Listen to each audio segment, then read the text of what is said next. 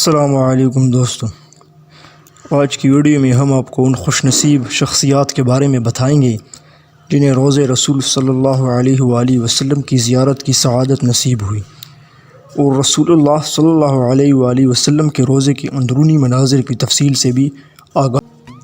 دوستو، روض رسول وہ مقدس مقام ہے جسے دیکھنے اور ان کی جھالیوں کو چھونے کی خواہش ہر مسلمان کے دل میں ہوتی ہے۔ بے شک خوش نصیب ہے وہ لوگ جنہیں اس مقدس مقام کی زیارت کا موقع ملتا ہے۔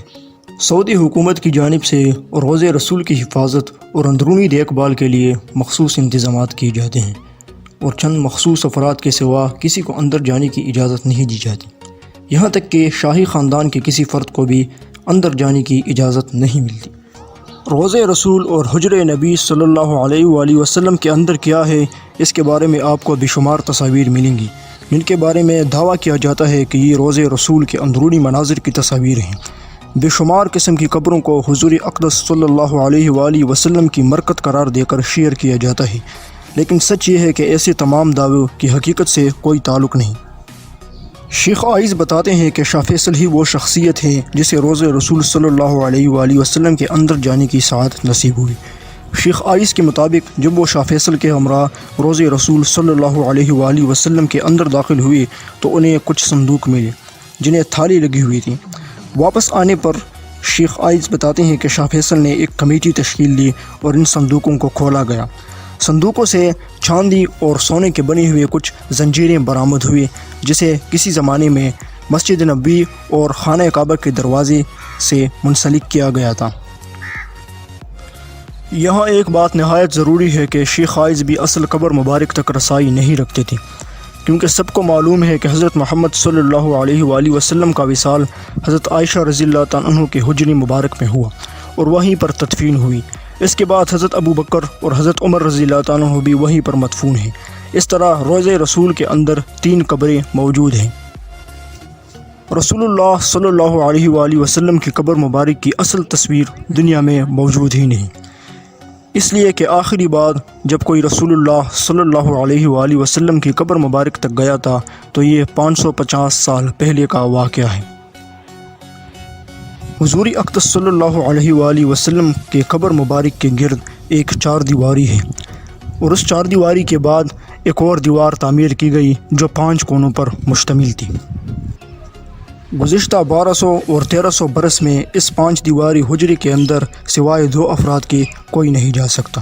نمبر 1 حضرت عمر بن عبدالعزیز کے دور میں ان کا غلام، اور نمبر 2 ایک معروف مورخ علامہ ابو الحسن اصمہودی رحمۃ اللہ علیہ۔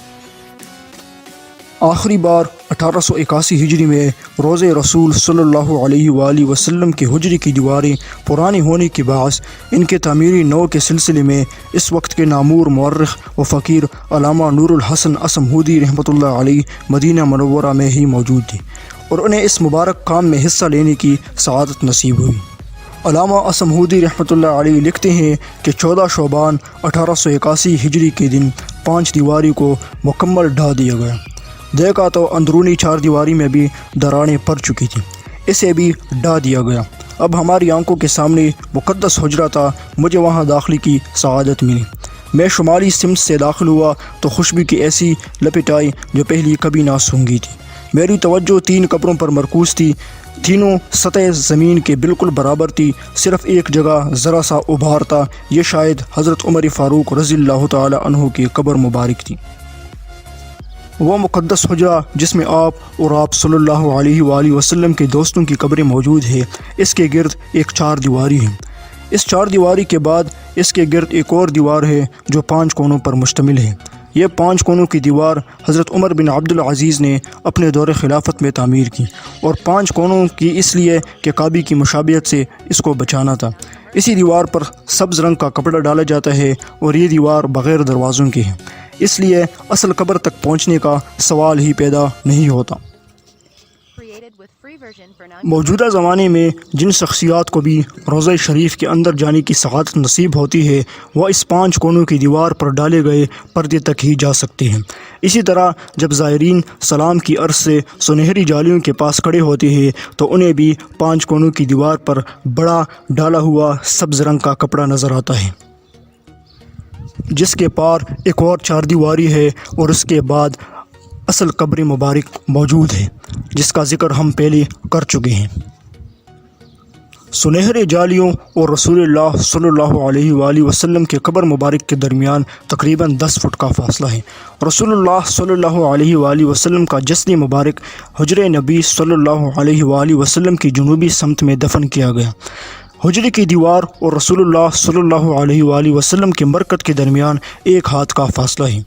رسول اللہ صلی اللہ علیہ وآلہ وسلم کا سر مبارک مغرب کی سمت، پاؤں مبارک مشرق کی سمت اور چہرہ مبارک قبلہ رخ رکھا گیا۔